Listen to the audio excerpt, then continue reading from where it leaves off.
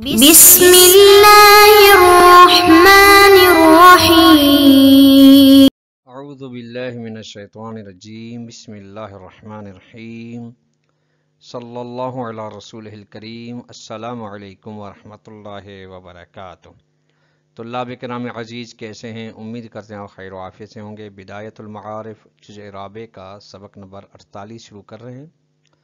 جس میں عنوان قرار دیا گیا کتاب کی عبارت ومنہا اصلحیت العصمت سے لے کر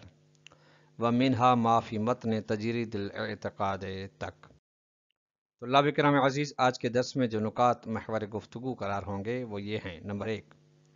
دوسری دلیل عصمت کی وضاحت کی جائے گی۔ نمبر 3، تیسری دلیل عصمت کی وضاحت کی جائے گی۔ نمبر 3، چوتھی دلیل عصمت کی وضاحت اور اس کے بارے میں ایک اشکال ہے اور اس اشکال کا جواب دیا جائے گا۔ آئیے عبارت کو ملاحظہ فرمائیں۔ وَمِنْهَا، ان ادلہ عصمت میں سے ایک دلیل کا نام ہے اصلحیت العصمت، یعنی عصمت کی صلاحیت رکھنا، عصمت کے لائق ہونا۔ انبیاء علیہ السلام کے لیے یا انبیاء علیہ السلام عصمت کی صلاحیت رکھتے ہیں، اس دلیل کا نام یہ ہے۔ وضاحت وبیان ذالک، دلیل اصلیحت العصمت کی وضاحت یہ ہے کہ ان العصمت بما لہا من المعنى الاصطلاحی، عصمت اپنے معنی اصطلاحی میں، یعنی عصمت کے لیے جو معنی اصطلاحی ہے المختار ہے، جو اختیار کیا وہ معنی جو اختیار کیا گیا معنی عند الامامیت، امامیہ کہنے سے ان العصمت احسن، یہ احسن طلاب کرام عزیز ان کی خبر ہے۔ عصمت اپنے معنی اصطلاحی میں جو مختار امامیہ ہے یہ احسن ہے، یعنی بہترین ہے۔ وہ اصلح، زیادہ صلاحیت رکھنے والی ہے۔ وہ ارجح، زیادہ رجحان رکھتی ہے، ترجیح رکھتی ہے۔ وہ ادخل، زیادہ دخالت رکھتی ہے فی تحقق الغرض، غرض بعثت انبیاء کے ثابت ہونے میں، غرض مقصد رسولان الہی کے جامع عملی ہونے میں۔ وحیث لا مانع منہا ما امکانہا، اور دوسری طرف سے چونکہ کسی بھی قسم کی کوئی رکاوٹ نہیں ہے عصمت کے ممکن ہونے کے لیے۔ یہ دونوں ضمیر طلاب کرام عزیز عصمت کی جانب جا رہی ہیں، اس لیے یجب فی حکمتہ تعالی تحققہا، جب کوئی رکاوٹ موجود نہیں ہے، یعنی قابل کی قابلیت میں کوئی مسئلہ نہیں ہے، تو خداوند متعال کی جانب سے اس کی حکمت میں ضروری بنتا ہے کہ وہ یہ مرتبہ عصمت موجود ہو۔ وَإِلَّا، اور ایسے نہ ہو، یعنی مانع اور رکاوٹ نہ ہونے کے باوجود، قابل کی قابلیت موجود ہونے کے باوجود خداوند متعال پھر بھی عصمت کو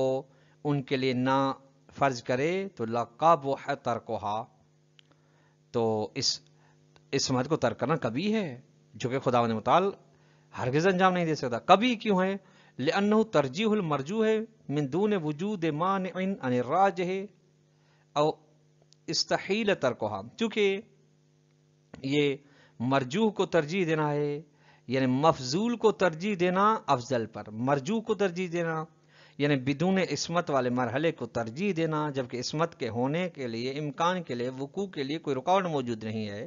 تو ہونا چاہیے۔ اس کے باوجود اگر خدا نہیں کر رہا ہے تو گویا کہ مرجوح کو ترجیح دے رہا ہے، مرجوح یعنی بدون عصمت والا مرحلہ، جبکہ اس کے لیے کسی بھی قسم کی راجح کے لیے، رجحان رکھنے والے کے لیے، افضل کے وجود کے لیے کوئی رکاوٹ موجود نہیں ہے، یا تو پھر اس کو ترک کرنا محال ہو جاتا ہے۔ لأنه يرجع إلى ترجح المرجوح بدون وجود الداعی له، جو کہ اس کی بارگاہ اس بات کی جانب ہوتی ہے کہ مرجوح کو ترجیح دی جا رہی ہے بغیر اس کے کہ کوئی اس کے تحقق کے لیے علت موجود ہو، محرک موجود ہو، یعنی بدون علت فاعلی کے اس کو ترجیح دی جا رہی ہے، یہ ممکن نہیں۔ کمال اکفاظ اس کے بات مخفی نہیں ہے۔ قال المحقق اللاہجی قدس سرہ، محقق اللاہجی فرماتے ہیں لا شک فی ان العصمت بمعنی التی ہی مذہب الامامیت، اس میں شک نہیں ہے کہ وہ عصمت جو اپنی معنی اصطلاحی میں مذہب امامیہ اثنا عشری ہے، یہ عصمت ادخلو فی لطف زیادہ دخلت رکھتی ہے لطف الہی میں، اور انبیاء خود لطف ہے، اس لطف کے تحقق میں، اس لطف کے مقصد میں، جس مقصد کی خاطر وہ لطف کیا جا رہا ہے واسطہ انبیاء کی صورت میں، اس کے لیے عصمت زیادہ دخیل ہے۔ وَأَدْعَى فی اتباع الناس، ادعا اصل میں ادعی ہو، یعنی زیادہ دعوت دینے والی ہے عصمت کہ لوگ اتباع کر سکیں انبیاء علیہ السلام کے کردار و گفتار کی۔ وَعَدَمِ تَنَفُّرِهِمْ، اور زیادہ دعوت دینے والی ہے اس بات میں کہ لوگ ان سے نفرت نہ کریں، لوگ ان سے انبیاء علیہ السلام سے دوری اختیار نہ کریں۔ عصمت اس میں یعنی دو پہلو ہیں، ایک لطف میں کارساز ہے، دخیل ہے، دوسرا یہ کہ عصمت کے ہوتے ہوئے لوگ جذب زیادہ ہوں گے انبیاء علیہ السلام کی جانب۔ والمفروض انہا ممکن ہے، فرض بھی یہ کیا گیا کہ عصمت ممکن ہے۔ ولا مانع منہا، اور عصمت کے ہونے کے لیے، وجود کے لیے کوئی رکاوٹ موجود نہیں، اجتماع نقیضین، اجتماع مثلین، اجتماع ضدین جیسا کوئی لازمہ پیش نہیں آ رہا۔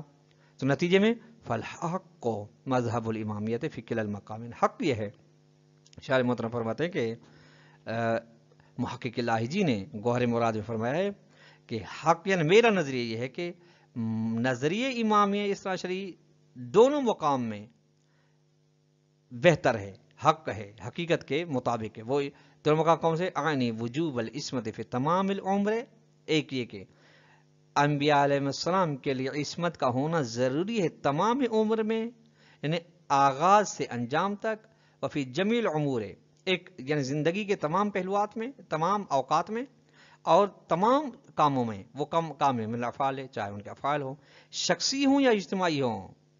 والآراء، اپنے نظریات جو بیان کیے جاتے ہیں ان میں کوئی بھی نفسانی خواہشات کا پہلو نہیں ہوتا، والاحکام، احکام الہی کے بارے میں، الاقوال، اور ان کے جو وہ گفتار وغیرہ کرتے ہیں ان میں کسی بھی قسم کا گناہ ہو، خطا ہو، نسیان کا شائبہ نہیں پایا جاتا۔ یہ آپ بات دیکھ سکتے ہیں گوہر مراد صفحہ نمبر 301 پہ۔ لا یقالو، اب یہاں سے ایک اشکال ہے، یہ نہیں کہا جا سکتا کہ ان ذالک فرع العلم وجود بعدم وجود المعنی، یہ چیز تب ہو سکتی ہے جب یہ چیز فرع ہے اس بات کا کہ ہمیں علم ہے کہ کوئی عصمت کے ہونے کے لیے کوئی رکاوٹ موجود نہیں، معنی موجود نہیں، وہ غیر حاصل ہے، درہ کہ وہ معنی تو موجود نہیں، وہ حاصل نہیں، اس کا پتہ نہیں، لأن نقول، ہم کہتے ہیں کہ ان وجوہ المفسدۃ منحصرۃ، مفسدے کی وجوہات ایسا نہیں کہ غیر معین ہو، معین ہے، ولیس شیء منہا فی مراعات العصمت، اور وجوہ مفسدہ میں سے کوئی بھی ایک مفسدہ نہیں ہے عصمت کے وجوب میں، عصمت کے لحاظ کرنے میں، یعنی عصمت کے لحاظ کرنے میں کوئی بھی مفسدہ پیش نہیں آ رہا۔ فالعلم بعدم المانع حاصل، بس مانع عصمت کے نہ ہونے کے لیے کے بارے میں علم موجود ہے کہ کوئی مانع نہیں ہے، اگر ہوتا تو ہمیں ملتا، ومعه اس عدم معنی کے ہوتے فلا اشکال، کوئی اشکال نہیں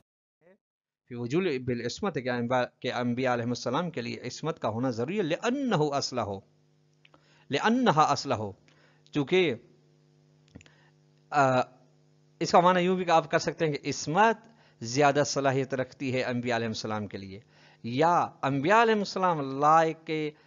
لائق ہیں، زیادہ صلاحیت رکھتے ہیں عصمت کے لیے۔ آپ یہ بات دیکھ سکتے ہیں سرمایہ ایمان صفحہ نمبر 81 پہ۔ ومنہا، ایک اور دلیل عصمت وہ دلیل اشار الیہ فی انیس الموحدین ونسبہ الی الحکماء، جس کی جانب اشارہ کیا ہے انیس موحدین، کتاب انیس موحدین میں، اور پھر اس بات کی یا اس دلیل کی نسبت دی حکماء کی جانب کے، حکماء اور فلاسفہ نے اس دلیل کو بیان کیا ہے۔ وہ یہ دلیل ہے کہ انہ من المعلوم انہ لا یصلح للنبوۃ الا من اطاع جمیع قواہ من طبعیت والحیوانیت ونفسیانیت لعقلہ وانقادت لہ، واضح بات ہے کہ نبوت کے لیے فقط وہی شخص صلاحیت رکھ سکتا ہے جس کی نفسانی خواہشات، حیوانی خواہشات، قوات طبعیہ تمام کی تمام تابع ہوں اس کی عقل کے، یعنی یہ تمام نفسانی خواہشات جس کی بنا پہ انسان گناہ کرتا ہے، نسیان کرتا ہے، عصیان کرتا ہے، یہ مغلوب ہوں عقل کے، تو پھر وہ شخص لائق نبوت بنتا ہے. یعنی عقل نفسانی خواہشات، حیوانی خواہشات، طبعی خواہشات پر حاکم ہو وہ انقادت، اور یہ تمام قوا مطیع و فرمان بردار ہوں لہو عقل کی، تو پھر وہ شخص صاحب نبوت بن سکتا ہے، نبوت کی صلاحیت رکھ سکتا ہے. یہ بڑی سی بات ہے. فمن یکون جمیع قواہ کذالک، بس تمام جس کے ظاہری اور باطنی صلاحیتیں اور قوا کذالک اس طرح ہوں، یعنی مطیع عقل ہوں، مغلوب عقل ہوں، عقل ان پر غالب ہو، تو ایسے شخص سے گناہ کا سرزد ہونا محال ہے. یستحیل صدور المعصیت منہ، ایسے سے معصیت کا، گناہ کا سرزد ہونا محال ہے. لأنہ جمیع المعاصی عند العقل قبیحۃ، چونکہ عقل کے نزدیک تمام گناہ، جتنے بھی گناہ ہیں وہ قبیح ہیں، اور عقل چونکہ حاکم ہے وہ پسند نہیں کرے گی کہ میں ان برے کاموں کو، زشت کاموں کو، قبیح کاموں کو انجام دوں. ومن صادر عنہ معصیۃ، اور جس سے معصیت صادر ہوتی ہے، غلب احد قواہ المذکور مذکورتے، تو معصیت صادر ہونے کا لازمی نتیجہ یہ ہے کہ ضرور بضرور کہیں نہ کہیں پر اس کی نفسانی خواہشات اس کی عقل پر غالب ہے. کل غضب ہے، جس میں نفسانی خواہشات یا نفسانی خواہشات حیوانیہ میں سے غضب ہے، غصہ ہے، ابھی شہوت ہے، شہوت ہے العقل ہی، غالب احد قواہ المذکور العقل ہی، عقل پر غالب ہے، تب اس سے معصیت سرزد ہو رہی ہے، تب اس سے عصیان سرزد ہو رہا ہے. ثم استحسن، اس کے بعد صاحب انیس الموحدین نے اس بات کو بہترین شمار کیا ہے اور فرمایا اور کہا کہ انہ فی قوال القوت والمتان، یہ دلیل بہترین مضبوطی کے مرحلے میں مکمل کامل طور پہ دلیل ہے اور مضبوط دلیل ہے. انیس الموحدین صفحہ نمبر 99 پہ شارح محترم فرماتے ہیں وفی ہے، اس دلیل میں اشکال ہے کہ انہ اخص من المدعا، یہ دلیل مدعا سے خاص ہے، یعنی مدعا عام ہے، اور یہ دلیل اس مدعا کے ایک پہلو کو شامل ہے. وہ کون سا پہلو؟ لأنه لا يثبت الا العصمت عن الذنوب، چونکہ یہ دلیل فقط اور فقط گناہ سے عصمت انبیاء کو ثابت کرتی ہے، لیکن سہو نسیان و خطا سے عصمت انبیاء کو ثابت نہیں کرتی. ولا تعرض له، اور یہ دلیل بیان نہیں کرتی بنسبت العصمت عن الخطا والنسیان، اس بات کو بیان نہیں کرتی کہ انبیاء علیہ السلام معصوم ہیں، وہ عصمت رکھتے ہیں خطا و نسیان سے. فتدبر جیداً، یہ اشکال ہے، اس کے بارے میں غور فکر کریں زیادہ تر. ومنہا، ایک اور دلیل، ما یظہر من تنزیہ الانبیاء، تنزیہ الانبیاء کتاب میں دلیل ظاہر ہوئی، وہ حاصل، جس کا خلاصہ یہ کہ ان عصیان النبی سواء کان حال نبوته او قبلها یوجب تنفر الناس عن قبول قوله و استماع وعظه. نبی کا گناہگار ہونا، نبی کا گناہ کرنا، چاہے نبوت کی حالت میں ہو یا مرحلے نبوت اور فائز ہونے سے پہلے ہو، یہ دونوں حالتوں میں سبب بنتا ہے کہ لوگ نفرت کریں اس کی بات سے، یعنی اس کی بات کو قبول نہ کریں، اور جو نصیحت کر رہے نصیحت کی جانب لوگ توجہ نہ کریں، یہ اس کا سبب بنتا ہے. تو نتیجے میں فلا یسکن نفوس الناس الی العاصی، تو جب انبیاء گناہ گار ہیں تو گناہ گار کی جانب لوگ اطمینان نہیں رکھیں گے، اطمینان نفس ان کو حاصل نہیں ہوگا. ومن یجوز صدور العصیان والقباح عنہ، اور جس سے گناہ سرزد ہو، قباح سرزد ہو، حتماً اس پہ لوگوں کو اطمینان نہیں ہوگا. کا سکون نفوسہم الی من لم یصدر عنہ عصیان، جس طریقے لوگوں کو اطمینان نفس ہو جاتا ہے اس بندے پر جسے اصلا گناہ ہی سرزد نہیں ہوتا، اطمینان سرزد. اسی طرح سے ہی طلاب کرام عزیز، جسے گناہ سرزد ہو رہا ہے اس قول پر، اس کی بات پر اعتماد نہیں رہتا لوگوں کو. جب اعتماد نہیں رہتا تو اس کے قول کی یا فعل کی پیروی نہیں کریں گے. ولا یجوز علیہ صدورہ، بس اوپر لازمی نہیں، جائز ہی نہیں کہ اس سے گناہ سرزد ہو. عصیان سے معنی لطف واجب درلنگ، خداوند متعال کی جانب سے لطف کرنا واجب ہے. تنزیل انبیاء صفحہ 5 سے 6 تک. ویلے اسی بات کی جانب یشیرو ما حکی عن العلامت فی ضمن ما یلزم انکار العصمت، اشارہ کرتی ہوئے بات جو حکایت کی گئی علامہ ہلی سے ان چیزوں کے ضمن میں جو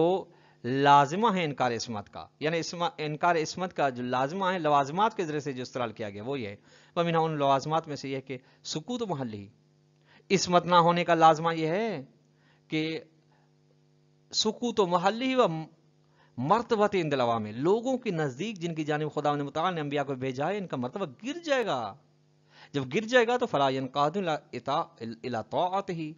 تو انبیاء علیہ السلام کی اطاعت کے سامنے وہ سر تسلیم کم نہیں ہوں گے، نتیجے فتنتفی فائد الباسط ہے، تو پھر خدا متعال نے انبیاء کو کیوں بھیجا،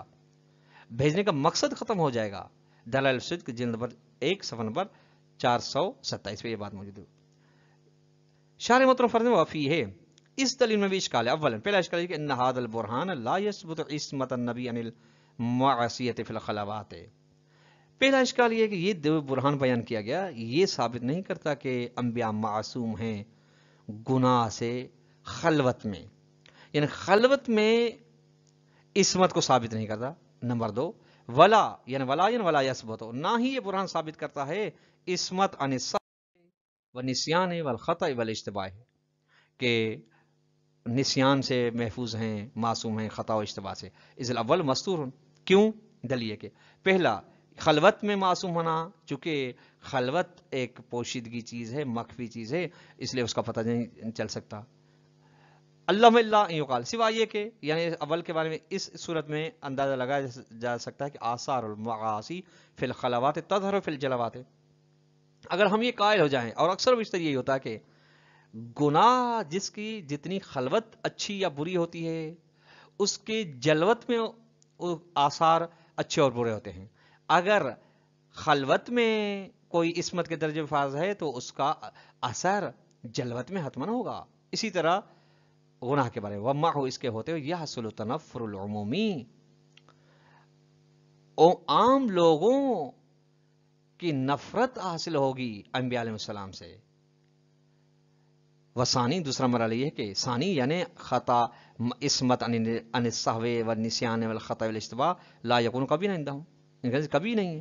ولا یوجب تنفر، اور نفرت کا سبب نہیں بنتا لوگوں کا انبیاء علیہ السلام سے، الا سوائے اذا صدر السہو والنسیان والنحو کثیرا، سوائے جب کہ سہو، نسیان و خطا و اشتباہ زیادہ پے در پے اس طرح سے صادر ہو انبیاء علیہ السلام سے کہ بحیث یسلب الاعتماد عنہم، کہ انبیاء علیہ السلام سے لوگوں کے اعتماد ختم ہو جائے، 1 2 3 4 5 دفعہ سے اعتماد نہیں اٹھتا۔ فہذا دلیل، یہ دلیل وان ام قبل نبوت، شرح مدر فرماتے ہیں اگرچہ یہ انبیاء علیہ السلام کے قبل نبوت کو شامل ہے، لیکنہ اخص من المختار، جو مختار امامیہ ہے قبل النبوت و بعد النبوت، اور نسیان عصمت عن المعاصی و نسیان والخطا والعصیان، یہ اس مختار نظریے سے اخص ہے۔ وثانیا، دوسرا اشکال ان الغرض فی ارسال الرسول و ارشاد الناس الی ما یصلح للدعویۃ والزاجریۃ، مقصد انبیاء علیہ السلام کو بھیجنے کا یہ ہے کہ لوگوں کی رہنمائی کریں ایسی چیزوں کی جانب جو چیزیں ان کی دعوت کی صلاحیت رکھتی ہیں، یعنی عبادات کی جانب، اطاعت الہی کی جانب محرک کی حیثیت رکھتے ہیں، اور نافرمانی سے بچانے کی حیثیت رکھتے ہیں، ان کی جانب انبیاء علیہ السلام کو دعوت دیں گے اور دعوت دینے کے لیے بھیجے گئے ہیں۔ وَهُوَ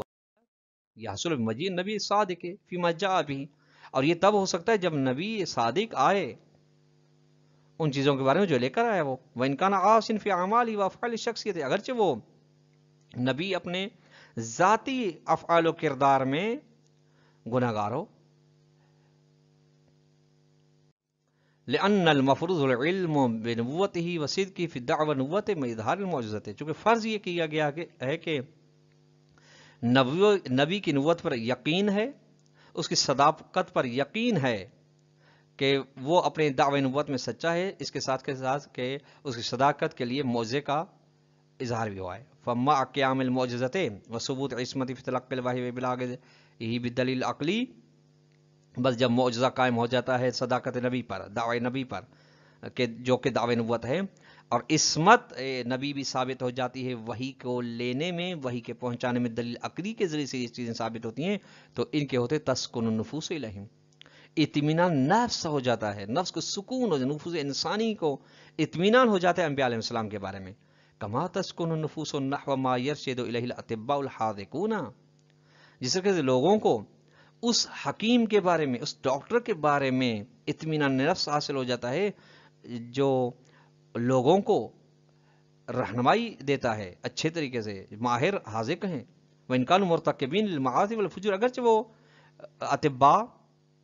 خود مرتکب گناہ فسق و فجور ہیں. وَلَا يُقَاسُ النَّبِيُّ بِالْوَاعِظِ الْغَيْرِ الْعَامِلِ المرتکب للمعاصی. شرح مطلب فرماتے ہیں کہ نبی کا مقایسہ نہیں کیا جا سکتا اسے خطیب و واعظ و نصیحت کرنے والے کے ساتھ جو خود اپنی نصیحتوں پر عمل نہیں کرتا بلکہ گناہوں کا مرتکب ہے. کیوں؟ لزول فرق بینہما، چونکہ واعظ خطیب جو کہ غیر عامل ہے، عمل نہیں کرتا، اس کے درمیان اور نبی کے درمیان فرق ہے. وہ وجود الشاہد علی صدق فی الانبیاء، یہ کہ دلیل موجود ہے نبی کی صداقت پر، وہ جو کہ معجزہ ہے. دون الوعاظ والعاملین الغیر والعلماء الغیر عاملین، جبکہ نصیحت کرنے والے علماء جو کہ عامل نہیں ہیں، عمل نہیں کرتے اپنے باتوں پر، ان کے اوپر کوئی دلیل، ان کی صداقت پر کوئی دلیل موجود نہیں. بس فالدلیل المذکور لا یثبت عصمت فی افعال شخصیت، بس جو دلیل ذکر کی گئی یہ عصمت انبیاء کو ان کے ذاتی افعال میں ثابت نہیں کرتی، ولیکن الانصاف، یہ گویا کہ طلاب کرام اس مرحلے اشکال میں انصاف و حق یہ ہے کہ ان صلاحیت المذکورۃ ذات و مراتب مختلفۃ، جو صلاحیت مذکورہ ہے انبیاء علیہ السلام کے لیے یہ ایک مرحلے کی نہیں ہے، ذو مراتب ہے. والمرتبۃ العالیۃ منها التي يمكن معها سوق عموم الناس الى الاطاعۃ والانقیاد، اور ان مراتب میں سے بلند ترین مرتبہ جو ہے جس کے ہوتے ہوئے تمام لوگ اطاعت انبیاء کی طرف جائیں گے اور انقیاد انبیاء علیہ السلام کے سامنے سر تسلیم خیمہ ہو جائیں گے، یہ مرتبہ عالیہ لا تحصل عادۃ بدون عصمت فی افعال شخصیت، اس وقت تک حاصل نہیں ہو سکتا معمولاً جب تک ان کے انبیاء علیہ السلام کے افعال ذاتی کے اندر عصمت نہ ہو. بدون عصمت یہ مرحلہ نہیں ملتا. هذا مضاف الى ان الغرض من البعثۃ وارسال الرسل لا ينحصر في الارشاد.